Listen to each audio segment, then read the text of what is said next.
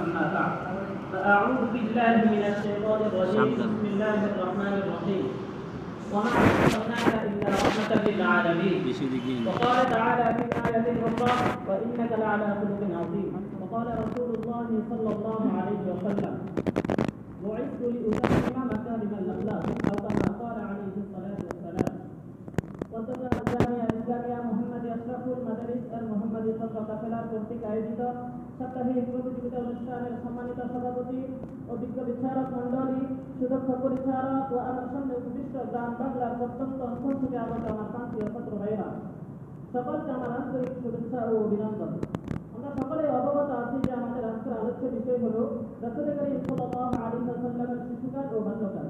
আল্লাহ যদি তৌফিক দান করে তাহলে উক্ত বিষয়ে সংক্ষিপ্ত আকারে কিছু আলোচনা করার চেষ্টা করব ইনশাআল্লাহ। ওয়া মা তাওফীকি ইল্লা বিল্লাহ। মুহতারাম হাজিরিন, রাসূল আরবী সাল্লাল্লাহু আলাইহি ওয়াসাল্লাম মক্কায় বনু হাশিম বংশে 9 রবিউল আউয়াল রোজ সোমবার জন্মগ্রহণ করেন। আর সেই বছরে উহুদ যুদ্ধের ঘটনাটি ঘটেছিল। জন্ম তারিখ ছিল 20 অথবা 22 এপ্রিল 571 ইসা সাল।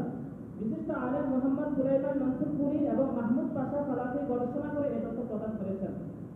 রাসূলের জন্মের পর তার মা তার দাদা আব্দুল মুত্তালিবের কাছে পুত্রের জন্মের সুসংবাদ দেন। তিনি অত্যন্ত খুশি হয়েছেন। তিনি আনন্দভাবে তাকে কাবাঘরে নিয়ে গিয়ে আল্লাহ তাআলার কাছে দোয়া করলেন এবং আল্লাহ তাআলার শুকরিয়া আদায় করলেন। এ সময় তিনি তার নাম রেখেছেন মুহাম্মদ। অথচ ইতিপূর্বে আরবে এই নাম প্রচলিত ছিল না। আরবের নিয়ম অনুযায়ী সপ্তম দিনে রাসূলের খতনা করান। মায়ের পর আবু লাহাবের দাসী সুআইবা তাকে দুধ পান করান।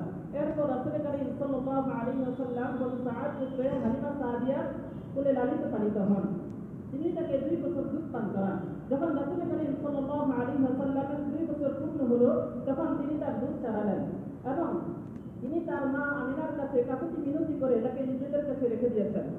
যখন রাসূল সাল্লাল্লাহু আলাইহি ওয়াসাল্লামের বয়স 4 অথবা 5 বছর হলো তখন তিনি তার দুধদাই আব্দুল্লাহর সাথে ছাগল চড়াতে গিয়েছিলেন।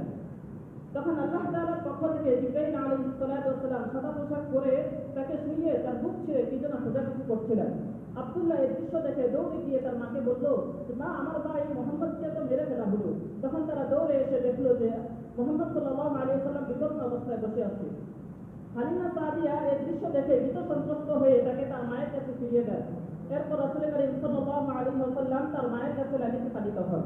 যখন রাসূল সাল্লাল্লাহু আলাইহি ওয়াসাল্লামের বয়স 6 বছর হলো তখন তার মা আমিনা তার স্বামী কবর জিয়ারত করে আসার পথে আবওয়া নামক স্থানে গুরুতর অসুস্থ হয়ে ইন্তেকাল করেন। এরপর রাসূল করিম সাল্লাল্লাহু আলাইহি ওয়াসাল্লাম তার দাদার কাছে